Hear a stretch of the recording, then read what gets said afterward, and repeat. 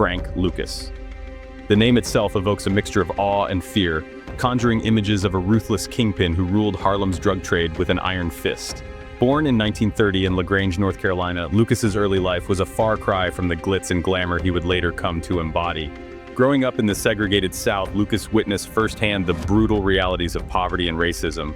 These early experiences left an indelible mark on him, fueling a burning ambition to escape his circumstances and achieve power by any means necessary. At the tender age of 15, Lucas migrated north to New York City, seeking a better life. However, the streets of Harlem proved to be just as unforgiving as the fields of North Carolina. He fell in with local gangs, engaging in petty crime to survive. Yet, Lucas was different. He possessed a sharp mind, a natural charisma, and a ruthless streak that set him apart. He quickly rose through the ranks, catching the eye of notorious gangster Bumpy Johnson. Under Johnson's wing, Lucas received an education in the criminal underworld, learning the intricacies of the drug trade and the brutal art of maintaining power. This mentorship proved invaluable.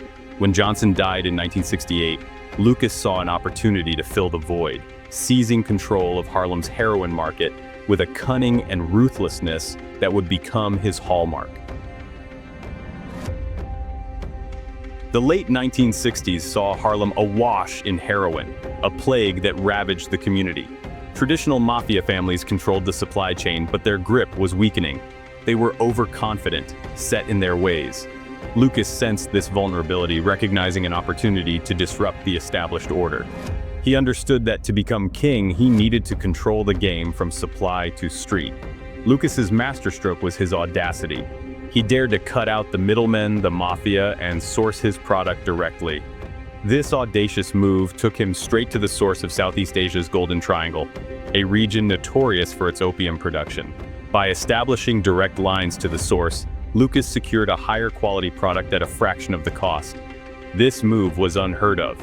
Lucas's rivals scoffed at his ambitions, dismissing him as a small-time hustler punching above his weight. But Lucas was playing a different game. He understood that innovation coupled with ruthless efficiency was his path to dominance. His gamble paid off.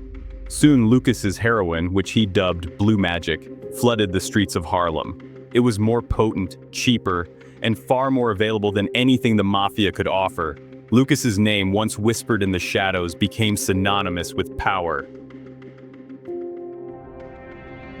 Lucas's success wasn't solely built on ruthlessness. He was also a master logistician. He understood that the key to dominating the drug trade lay in controlling the supply chain.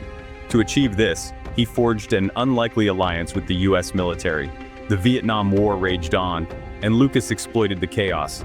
He bribed military personnel to smuggle his heroin out of Southeast Asia in the coffins of fallen soldiers.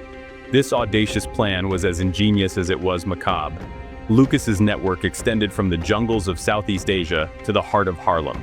He bypassed traditional smuggling routes, relying on corrupt officials and unsuspecting soldiers to transport his product. This method, while morally reprehensible, proved incredibly effective.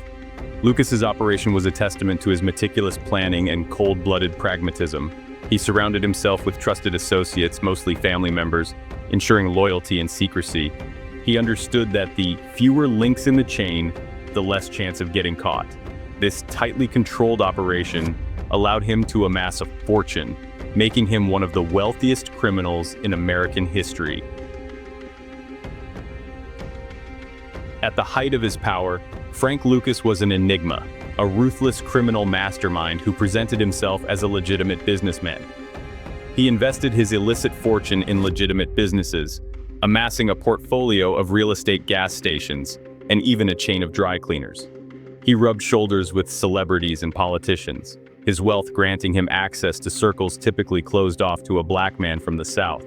Lucas's influence permeated every corner of Harlem. He controlled the streets, the politicians, and even some law enforcement officials. He used his wealth to exert control, buying loyalty and silencing opposition. Yet, amidst the opulence, Lucas never forgot where he came from. He was seen as a Robin Hood figure by some, providing jobs and opportunities in a community ravaged by poverty and neglect. He gave back to the community, donating turkeys during Thanksgiving and offering financial assistance to those in need.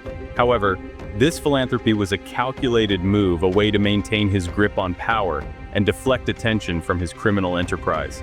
Behind the facade of respectability, Lucas remained a ruthless predator, his empire built on the suffering of countless addicts. Lucas's reign, though seemingly untouchable, was not invincible. His downfall began with a dedicated task force, led by a determined detective named Richie Roberts.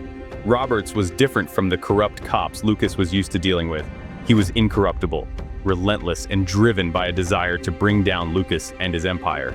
Roberts understood that to catch a criminal like Lucas, he had to think like him. He meticulously pieced together the puzzle, following the money trail and exploiting weaknesses in Lucas's organization. The net began to tighten, and Lucas's carefully constructed world started to crumble.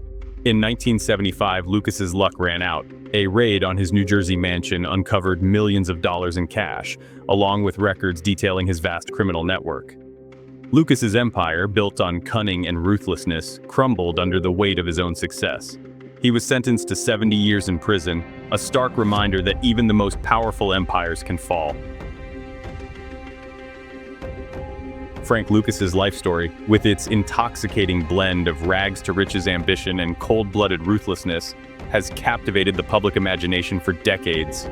The 2007 film American Gangster, directed by Ridley Scott and starring Denzel Washington as Lucas, brought his story to a new generation, further cementing his place in popular culture. While the film captures the essence of Lucas's rise and fall, it takes significant liberties with the truth. The film exaggerates Lucas's role in the drug trade, portraying him as a near-mythical figure who single-handedly controlled the heroin market. In reality, the drug trade was far more complex, with numerous players vying for power.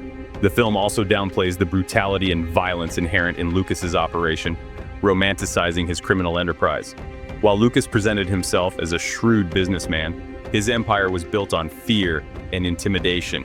He was responsible for countless deaths, both directly and indirectly, through the distribution of his deadly product. Frank Lucas died in 2019, but his legacy continues to fascinate and repel in equal measure.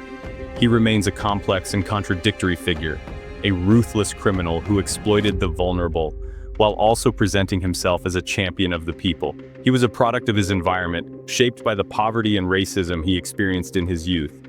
Lucas's story serves as a cautionary tale, a reminder of the seductive allure of power and the devastating consequences of greed.